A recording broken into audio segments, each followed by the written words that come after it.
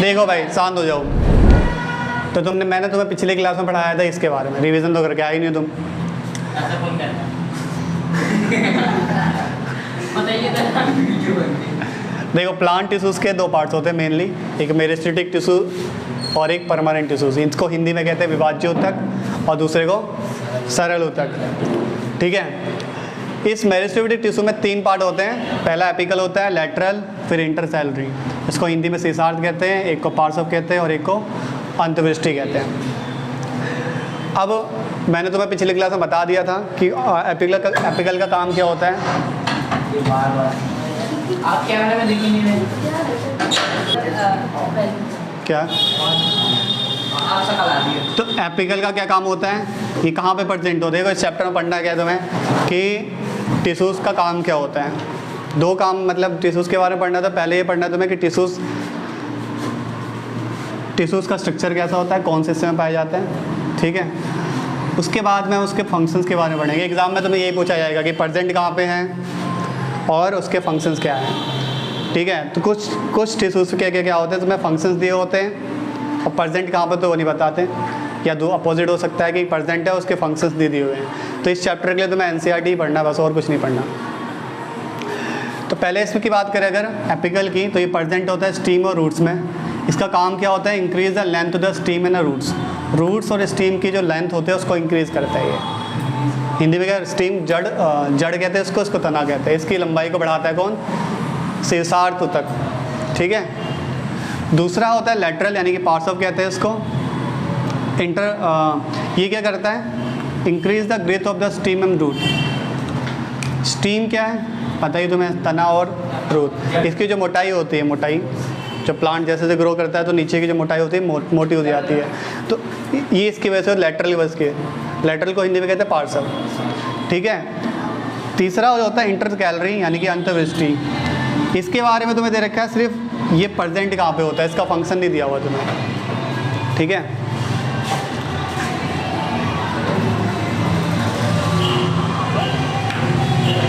आवाज़ आ रही है।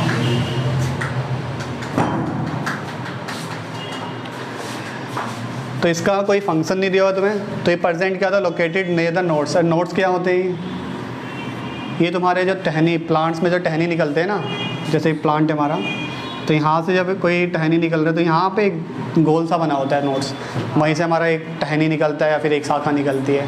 तो ये नोड्स होता है और वहाँ पे क्या होता है, इंटरसेलुलर यानी कि अंतर्वृष्टि पाया जाता है। समझ में आया तुम्हें? मेरिस्टेटिक टिश्यूज़ के 3 पार्ट है, एपिकल, लेटरल और इंटरकैलरी। इन दोनों के प्रेजेंट कहाँ पे होता है, फंक्शन क्या होता है, और इसका ये कहाँ पे प्रेजेंट होता है, ये बताया हुआ है। तो एग्ज़ाम में इसी से क्वेश्चन पूछा जाएगा। और एक और चीज़ लिखा नहीं मैंने इस पर कि मेरिस्टेटिक टिश्यूज़ के अंदर क्या क्या पाया जाता है। इसके अंदर डेंस साइटोप्लाज्म पाया जाता है। ठीक है, न्यूक्लियस पाया जाता है प्रोमिनेंट, मतलब कि जो साफ साफ दिखाई देता है, और एक तो सेलुलोज पाया जाता है। ठीक है, 3 चीज़ पाए जाते हैं इसमें। हिंदी में से कोशिका द्रव कहते हैं, न्यूक्लियस यानी कि केंद्रक पाया जाता है, और एक और चीज़ बताया मैंने क्या, सेलुलोज। ठीक है, ये 3 चीज़ पाए जाते हैं। और एक लास्ट चीज़, इसमें एक प्रेजेंट नहीं होता, क्या वैक्यूल्स प्रेजेंट नहीं होते हैं। ठीक है, वैक्यूल्स को राजधानी कहते हैं हिंदी में, राजधानी प्रेजेंट नहीं होता। अभी क्यों नहीं होता बताओगे मेरे को कि राजधानी प्रेजेंट क्यों नहीं होता? चैप्टर 5 में ये बताया गया था कि जो वैक्यूल्स होते हैं प्लांट्स के अंदर 90% पाए जाते हैं, प्लांट्स के अंदर 90% होते हैं, पर इसमें नहीं। इस मेरिस्टेटिक टिश्यूज़ किसका हिस्सा, प्लांट का है, तो इसके अंदर वैक्यूल्स नहीं होते। इसका रीज़न ये, आंसर ये है कि जो वैक्यूल्स होता है ना वो परमानेंट टिश्यूज़ में पाया जाता है, क्योंकि जो वैक्यूल्स क्या होता है, स्टोर करके रखता है फूड को, मेनली स्टोर करके, लिक्विड मतलब सब कुछ यही स्टोर करके रखता है। तो जैसे जैसे प्लांट ग्रो करेगा तो नीचे का हिस्सा क्या होगा, परमानेंट होता जाएगा। ठीक है, परमानेंट होगा तो वहीं पे सब कुछ इकट्ठा होगा। इसलिए जो वैक्यूल्स होता है वो परमानेंट टिश्यूज़ में पाया जाता है और मेरिस्टेटिक टिश्यूज़ के अंदर नहीं प्रेजेंट होता है। ठीक है, उसके बाद मैंने परमानेंट टिश्यूज़ के बारे में बताया था। अच्छा, उससे पहले एक और डेफिनेशन रह गई थी, डिफ्रेंसिएशन कहते हैं उसको। डिफ्रेंसिएशन, इसको हिंदी में विभेदीकरण कहते हैं। होता क्या है ये, it is a process in which meristematic tissues loses their ability and convert into permanent tissues. मतलब एक प्रक्रिया है जिसके दौरान क्या होता है कि विभाज्य ऊतक सरल स्थायी ऊतक में परिवर्तित हो जाता है। अब जो उसकी एबिलिटी होती है, कौन सी एबिलिटी, जैसे से ग्रोथ करता है मेरिस्टेटिक टिश्यू तो क्या होता है, वो पहले शाखाएं निकलती है, डिवाइड होने की प्रॉपर्टी होती है उसकी, तो वो प्रॉपर्टी खो देता है। नीचे की जो जड़ें होती हैं वो सख्त रहती हैं, डिवाइड भी नहीं होती। इसका एग्जांपल तुम देख सकते हो कि जैसे कि तुम्हारी हाइट है, एक लिमिटेड एज आने के बाद वो हाइट क्या होगी, रुक जाएगी। तो वही है, तुम स्टार्टिंग में मेरिस्टेटिक टिश्यूज़ थे एग्जांपल के तौर पे, और जैसे जैसे तुम्हारी ग्रोथ हुआ तो तुम्हारा हाइट कम, मतलब एक पर्टिकुलर टाइम पे आने के बाद तुम्हारा हाइट ग्रोथ होना रुक जाएगा। तो सेम चीज़ है यहाँ पे कि जो मेरिस्टेटिक टिश्यूज़ हैं कि एक टाइम के बाद क्या होगा, परमानेंट टिश्यूज़ में कन्वर्ट हो जाएगा। तो जिस प्रोसेस से ये परमानेंट टिश्यूज़ में कन्वर्ट हो रहा है उसको ही हम क्या कहते हैं, डिफ्रेंसिएशन कहते हैं, और हिंदी में विभेदीकरण कहते हैं। क्लियर है इतना? उसके बाद मैंने परमानेंट टिश्यूज़ के बारे में बताया था, उसके अंदर हमारा सिंपल परमानेंट टिश्यूज़ आता है और एक कॉम्प्लेक्स परमानेंट टिश्यूज़ आता है। तो हमने सिंपल के बारे में पढ़ा था हमने अभी स्टार्टिंग में। तो सिंपल में क्या होता है, सिंपल के 3 हिस्से होते हैं, पैरेन्काइमा, ये पैरेन्काइमा, और कोलेनकाइमा और स्क्लेरेन्काइमा, 3 पार्ट्स होते हैं। ठीक है, पैरेन्काइमा, हिंदी में भी यही नाम है इसका, इसलिए मैंने लिखा नहीं इसका, पैरेन्काइमा, कोलेनकाइमा और स्क्लेरेन्काइमा। तो पैरेन्काइमा के अंदर क्या, उसका काम क्या होता है, देखो पैरेन्काइमा का काम क्या है, इसके बारे में पहले तो यहाँ पे ये बताया गया है कि दिखता कैसे है, इसके अंदर क्या क्या प्रॉपर्टीज़ हैं। तो पहली प्रॉपर्टी यह है कि इसके अंदर इंटरसेलुलर गैप नहीं होते हैं। जो सेल्स होते हैं ना इसके अंदर, जैसे एग्जांपल में बनाऊँ यहाँ पे कि जो मान लो ये पैरेन्काइमा ऐसा है बनास फॉर एग्जांपल, तो इनके बीच में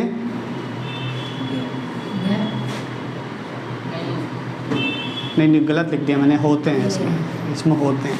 ठीक है, ये सेल्स हैं तो इनके बीच में गैप पाए जाते हैं। ठीक है, यहाँ पर गलत लिख दिया था, इंटरसेलुलर गैप इसमें पाए जाते हैं, प्रेजेंट होते हैं। ठीक है, ये लिविंग सेल होता है, सेल होता है, जिंदा होता है। ये एक पर हिंदी में जिंदा मत लिखना, क्या लिखोगे, चलो दोनों कन्वर्ट। तो क्या लिविंग सेल होता है हमारा, इसका काम क्या होता है, स्टोर करके रखता है फूड को। कौन, पैरेन्काइमा, पैरेन्काइमा स्टोर करके रखता है फूड को। ठीक है, अब इसी के पैरेन्काइमा के 2 पार्ट्स हैं, क्लोरेन्काइमा और एरेन्काइमा। अच्छा, एरेन्काइमा के बारे में नहीं लिखा, जगह इसलिए और कम पड़ेगी यहाँ पे। क्लोरेन्काइमा में क्या होता है कि जब पैरेन्काइमा के अंदर अगर क्लोरोफिल आ जाता है तो उसको हम क्या कहते हैं, क्लोरेन्काइमा। कुछ नहीं है, ये पैरेन्काइमा ही है, बस पैरेन्काइमा के अंदर अगर क्लोरोफिल आ जाएगा तो उसको क्लोरेन्काइमा कहेंगे।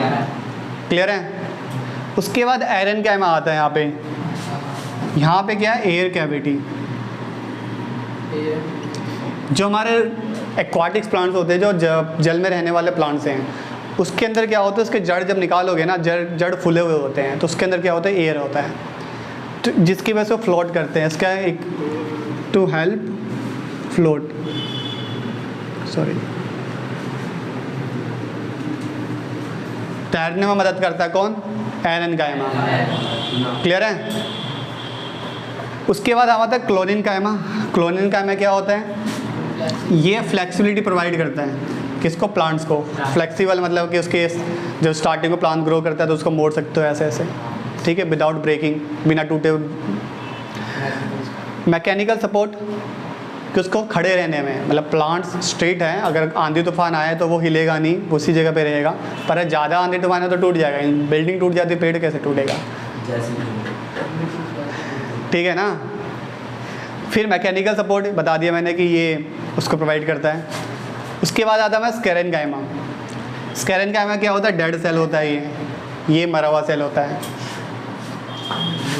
ये हार्ड और स्टफ होता है। हार्ड और स्टफ यानी कि सख्त होता है और मजबूत होता है ये स्क्लेरेन्काइमा। ठीक है, क्यों होता है ये, क्योंकि इसके अंदर एक सब्सटेंस पाया जाता है, लिग्निन। ये वर्ड लिग्निन जो है ना, ये ऐसा सब्सटेंस है जिसको हार्ड और स्टफ बनाता है।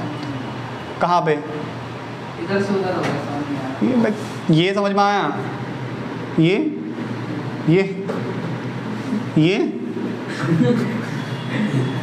इधर से उधर कम किया होगा। ये समझ में आया। हाँ, तो इसमें क्या हुआ, ऐसा बताया मैंने, सिंपल परमानेंट टिश्यूज में 3 पार्ट होते हैं, पैरेन्काइमा, कोलेन्काइमा, स्क्लेरेन्काइमा। पैरेन्काइमा क्या काम क्या होता है, ये रहा, इंटरसेलुलर गैप होता है इनके बीच में, गैप होता है इसके अंदर, लिविंग सेल होता है, ये स्टोर करके रखता फूड को। ठीक है। फिर इसी के 2 पार्ट हैं, कोरेनकाइमा कोरेनकाइमा और एरेनकाइमा। कोरेनकाइमा में क्या होता है कि क्लोरोफिल पाया जाता है, इसलिए क्लोरेनकाइमा कहते हैं उसको। अच्छा क्लोरोफिल, हाँ बताया नहीं मैंने। क्लोरोफिल क्या होता है, एक लिक्विड प्लांट्स के अंदर ग्रीन सब्सटेंस होता है ये, जो कि हेल्प करता है क्या करने में, फोटोसिंथेसिस। क्या होता है photosynthesis? What is photosynthesis? Hindi में कहते हैं प्रकाश संश्लेषण। फूल बनाता है, अपने से अपना भोजन बना रहा है। अपने से अपना भोजन बनाता है। किससे? बता भाई, तूने चैप्टर 6 पढ़ा है, बोल। फोटोसिंथेसिस किस से बनाता है? सनलाइट और वाटर, ऑक्सीजन, कार्बन डाइऑक्साइड और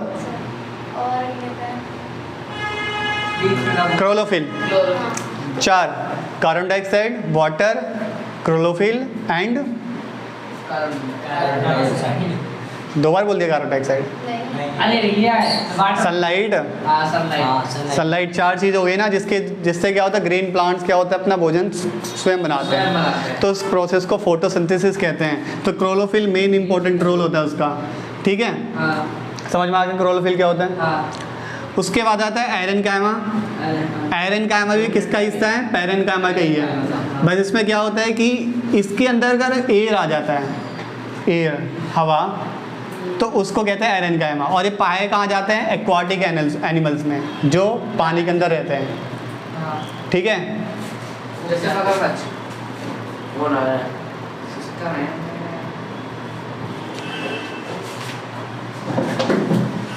हाँ पानी के अंदर मगर, अब प्लांट्स की बात कर रहा हूँ मैं। तो आप जानवर क्यों बोल रहे हैं? एक्वाटिक, अच्छा एक्वाटिक प्लांट्स, ठीक है। हाँ ठीक है। एक्वाटिक प्लांट्स की बात हो रही है। तो एक्वाटिक प्लांट्स में क्या होते हैं, वो प्लांट जब तैरते हैं ना, तो तैरते क्यों हैं? क्योंकि उनके अंदर, उनके एयर के अंदर, उनके रूट्स के अंदर क्या, रूट्स फूले हुए होते हैं, और उनके अंदर क्या होती है, एयर होती है, जिसकी वजह से वो तैरते हैं। और वो एयर इसकी वजह से आता है, एरेनकाइमा की वजह से, ठीक है, इसलिए फ्लोट करते हैं। फिर कोलेनकाइमा, ये सब हो गया, इसका पार्ट था ये। कोलेनकाइमा अलग है। कोलेनकाइमा क्या प्रोवाइड करता है? फ्लेक्सिबिलिटी, लचीलापन।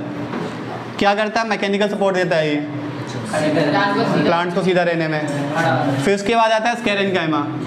ये स्केरेनकाइमा के डेड सेल होता है, भरा हुआ सेल होता है, ये हार्ड होता है, स्टफ यानी कि मजबूत होता है, ठीक है। क्यों होता है, किसकी वजह से होता है? लिग्निन की वजह से होता है। ये सब्सटेंस है, ये इंपॉर्टेंट वर्ड है लिग्निन। इंपॉर्ट पूछा जाता है कि यहाँ पे स्केरेनकाइमा के अंदर ऐसा क्या होता है जिसकी वजह से वो हार्ड हो, ठीक है, लिग्निन, ठीक है। इनके बीच में 9 इंटरमोलिकुलर गैप होता है। लिग्निन जो ऐसा सब्सटेंस है ना, जिससे क्या होता है, सारे सेल्स को ऐसा कंबाइन कर देता है कि इनके बीच में कोई गैप ही नहीं होता। क्लियर है?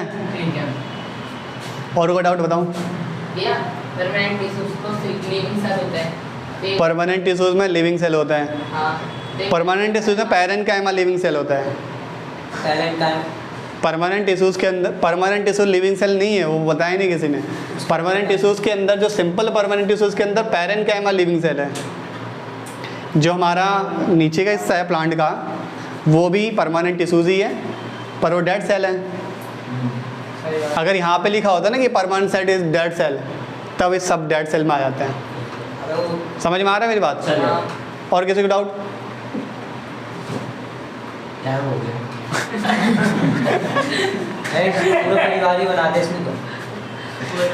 अब हम अगली क्लास में इसके बारे में पढ़ेंगे, स्कैरेन, जाइलम एंड फोइलम। उससे पहले एक और चीज़ है, एपिडिडमस के बारे में पढ़ेंगे। एपिडिडमस, स्टोमेटा, रेस्पिरेशन क्या, सॉरी ट्रांसपिरेशन क्या होता है।